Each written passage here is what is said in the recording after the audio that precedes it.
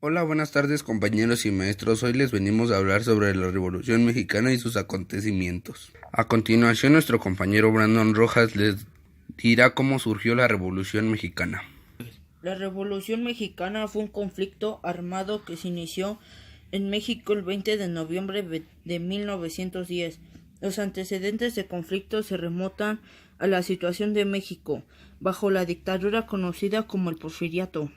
Porfirio Díaz ejerció el poder en el país de manera dictatorial desde 1876 hasta 1911. A continuación, mi compañero Eric Telles les dará las razones de inicio de la Revolución Mexicana. El 20 de noviembre de 1910, ese día varios grupos armados se levantaron contra la dictadura de Porfirio Díaz, quien llevaba ocupando el poder desde 1870. Esa época estuvo caracterizada por el crecimiento económico, pero este fue a costa de aumentar las desigualdades y de un modo de gobierno dictatorial y represivo.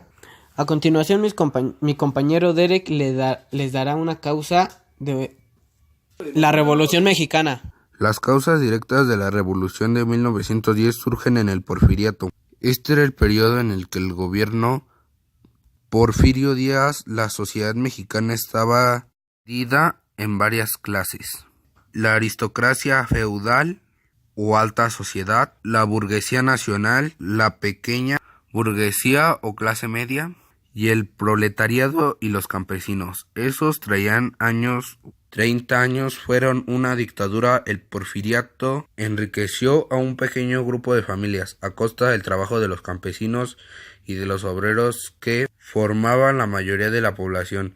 Se constituyó entonces una clase rica que era dueña de haciendas, de fábricas, de casas comerciales y de negocios financieros, además de los bienes económicos. Este grupo de ricos controlaba el poder político y disfrutaba de una preparación cultural suficiente para sojuzgar al resto de la población mexicana. Además, se mandaba por la fuerza a los jóvenes al ejército. De ahí campesinos y obreros hicieron grupos revolucionarios. Su principal propósito era quitar del poder a Porfirio Díaz y más igualdad entre las diferentes clases sociales.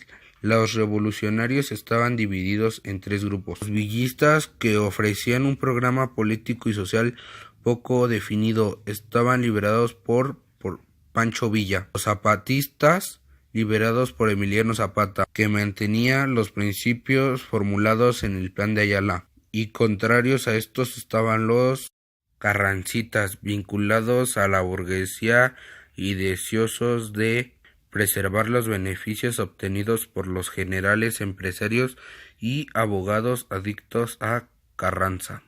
Algunas acciones revolucionarias. Plan de San Luis Potosí. Este acuerdo prometía revisar los abusos que habían contenido el gobierno anterior con los terrenos de las personas y devolvérselos a quienes se los habían arrebatado. Fue realizado por Francisco Madero, ya que estaba consumando un nuevo fraude electoral. Este fue un encarcelado y Díaz quedó libre. Los antireeleccionistas realizaron protestas y de manera se puso en libertad a Madero. Francisco M. huyó a Texas y dio a conocer ese plan para que el pueblo mexicano tome las armas y se defienda para terminar con la dictadura y la oligarquía. En la Alianza Nacional Antirreeleccionista se mostró la influencia del liberalismo y la desradicación de la oposición. Estos se planearon la vuelta al régimen constitucional y la necesidad de reformar la ley electoral y dar libertad de prensa y enseñanza, las condiciones de indígena, fomentar las grandes y pequeñas industrias y afianzar las relaciones con los países latinoamericanos, con el objetivo de lograr la unión de repúblicas centroamericanas. A continuación, mi compañero Brandon Rojas Lee nos va a dar las consecuencias de la revolución.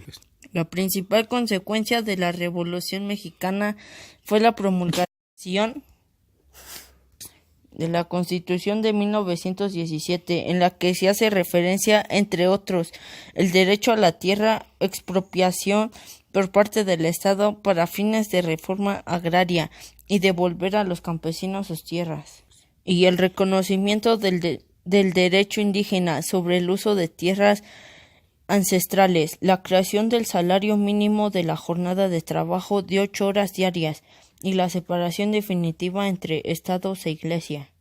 Los trabajadores pasar a tener derechos laborales reconocidos, se organizan los sindicatos y se consolida el sistema de educación nacional. Otra consecuencia indirecta de ese movimiento fue el debilitamiento del caudillismo. A pesar de todas las conquistas, muchos campesinos perdieron sus tierras después de la revolución, ya que no eran capaces de competir con la producción hecha en la gran propiedad, lo que inviabilizó a muchos pequeños productores, forzándolos a vender sus tierras. A continuación, mi compañero Telles les dará una línea del tiempo de la Revolución Mexicana. En 1910, inicio de la Revolución. 1911, elección de Madero y Plan de Ayala. 1913, asesinato de Madero y posesión de Victoriano Huerta en la presidencia. 1914, renuncia de Huerta y posesión de Carranza. 1917, promulgación de la nueva Constitución. 1919, asesinato de Zapata. 1920, deposición de Carranza y posesión de Álvaro Obregón. Con esto se culmina el tema de la